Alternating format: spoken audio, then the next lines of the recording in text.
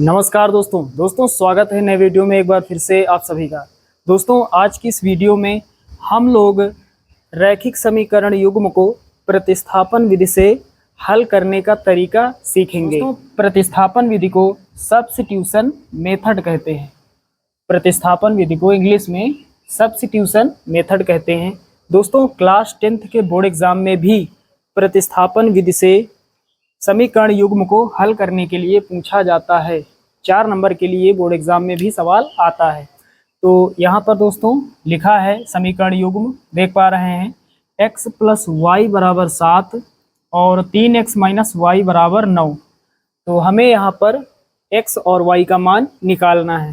तो ऊपर लिखा है निम्न समीकरण युग्म को प्रतिस्थापन विधि से हल कीजिए, या तो इस तरह से लिखा होता है या फिर निम्न समीकरण युग्म को हल कीजिए, इस तरह से भी ऊपर लिखा होता है। तो हल कैसे करेंगे, चलिए शुरू करते हैं दोस्तों। बहुत ही आसान है। दोस्तों प्रतिस्थापन विधि में हमें करना क्या होता है, किसी एक समीकरण को हमें लेना होता है और उस समीकरण से या तो हमें x का या फिर y का किसी एक का मान निकाल कर अगले वाले समीकरण में रख देना होता है। जिस समीकरण में हम मान रखेंगे वहां से हमें या तो x का मान मिलेगा या फिर y का किसी एक का मान प्राप्त हो जाएगा।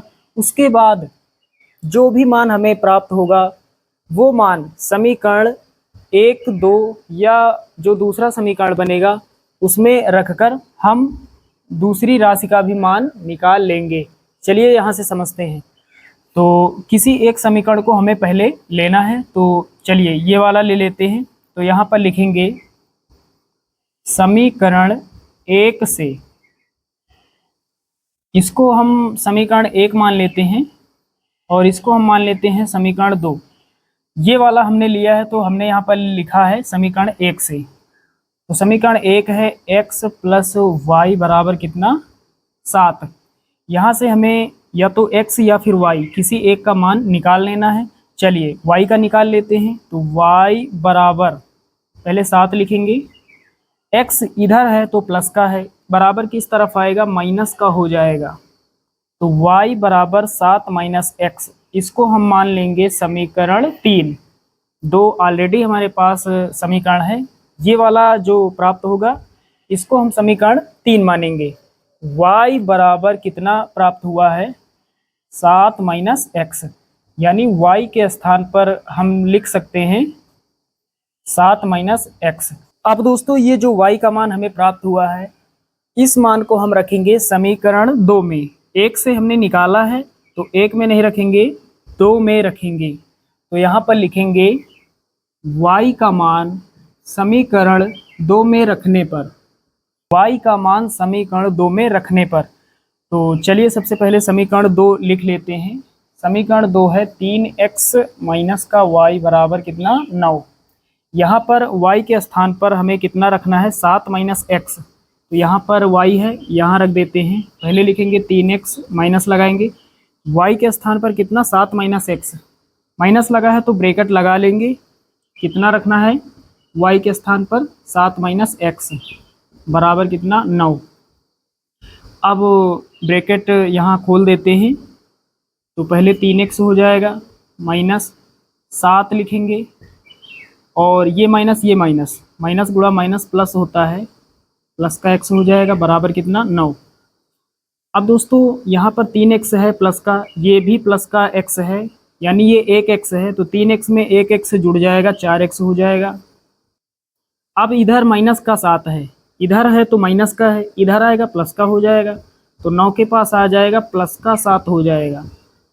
अब आगे हल करते हैं। 4x बराबर 9 7 कितना होता है, 9 7 16, 4x बराबर 16। चलिए अब आगे हल करते हैं। 4 गुणा कर रहा है, इधर भाग करेगा, या फिर डायरेक्ट यहीं से 16 को काट देते हैं। 4 1 के 4, 4 चौके 16, कितना हो जाएगा, इधर 4। तो x बराबर कितना हो जाएगा, 4। तो साथियों x का मान हमें कितना प्राप्त हुआ है, 4। हमने x का मान निकाल लिया है। अब दोस्तों हमें चाहिए जो दूसरा चर है यानी y का मान। तो कहाँ से मिलेगा, x का मान समीकरण 1 में, 2 में या फिर 3 में। रख देंगे तो हमें y का मान प्राप्त हो जाएगा। चलिए 3 में रख देते हैं। समीकरण जो 3 है वो y के बराबर ही है, तो यहाँ पर लिखेंगे x का मान समीकरण 3 में रखने पर, x का मान समीकरण 3 में रखने पर, तो पहले समीकरण 3 लिख लेते हैं। y बराबर कितना है 7 माइनस एक्स।